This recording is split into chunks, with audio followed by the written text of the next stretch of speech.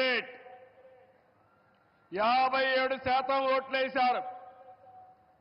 175కు 164 సీట్లు గెలిచాం. 25కు 21 పార్లమెంటు గెలిచాం. ఈ రోజు మిమ్మల్ని చూస్తే భవిష్యత్తులో కూడా ఎప్పుడు ఈ కాంబినేషన్ ఆంధ్రప్రదేశ్లో ఉంటుంది. నరేంద్ర మోడీ గారు దేశ రాజకీయాల్లో ప్రధానమంత్రిగా ఉంటారని చెప్పి కూడా నేను మీకు తెలియజేస్తున్నా. మొన్ననే మన ఎన్నికలు అయిన తర్వాత హర్యానాలో ఎన్నికలు జరిగాయి, మహారాష్ట్రలో ఎన్నికలు జరిగాయి. 2 ఎన్నికల్లో తిరుగులేని మెజార్టీతో ఎన్డీఏ గెలిచారు.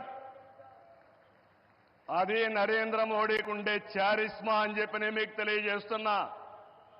రేపు ఢిల్లీ వస్తా ఉంది, రాసి పెట్టుకోండి.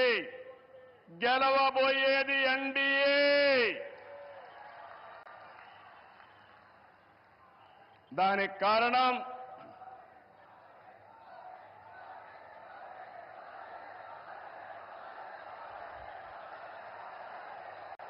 గుడ్, దేశం కోసం పనిచేస్తే ప్రజలందరూ ఆయనతో ఉంటారు. This where I'm appealing sir, they are all with you. You are fighting for the nation, for the poor people. All people are with you. Show your hands, we are with Narendra Modi.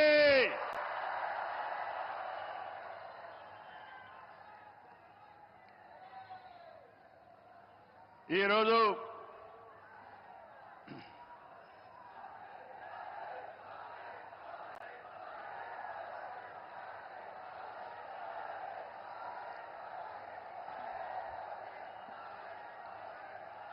సంక్షేమం, అభివృద్ధి, సంస్కరణలు, సుపరిపాలన ఇవన్నిటితో నరేంద్ర మోడీ గారు దేశాన్ని ముందుకు తీసుకెళ్తున్నారు.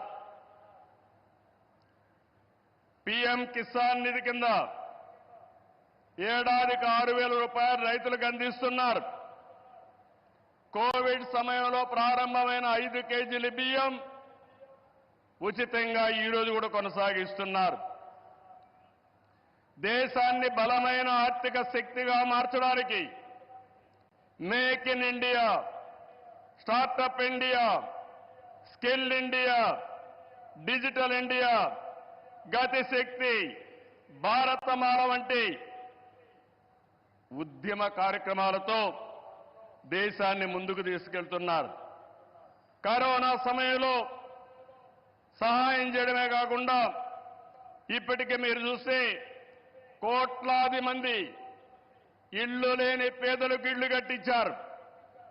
ఇంకో పక్క మొన్ననే జనవరి 1 తారీఖున ప్రత్యేకంగా కేబినెట్ పెంచి నేను రైతులతో ఉంటానని చెప్పిన వ్యక్తి నరేంద్ర మోడీ గారని చెప్పి నేను మీకు తెలియజేస్తున్నా.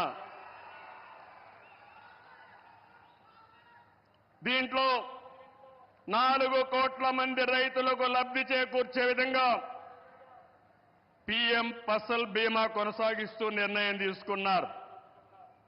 3,850 కోట్లతో ఎరువుల సబ్సిడీని కొనసాగిస్తూ ఆ రోజు కేబినెట్ మీటింగ్లో నిర్ణయం చేశారు. ఇదే కాకుండా ఈరోజు మనం చూస్తే పేదల కోసం సీఎం సూర్యఘర్, కుసుమ్ వంటి కార్యక్రమాలు తీసుకుని ఎక్కడికక్కడ మన ఇంటిపైనే కరెంటు ఉత్పత్తి చేయడం, మన పొలంలోనే కరెంటు ఉత్పత్తి చేసుకుని భవిష్యత్తులో కరెంటు ఛార్జీల భారం లేకుండా పేదలకు అండగా నిలిచారు. ఇవన్నీ కూడా 7 నెలల్లో చేయగలిగారు. వారి విధానం సబ్కా సాథ్, సబ్కా వికాస్, సబ్కా విశ్వాస్, ఇదే నినాదంతో ముందుకు పోతున్నారు.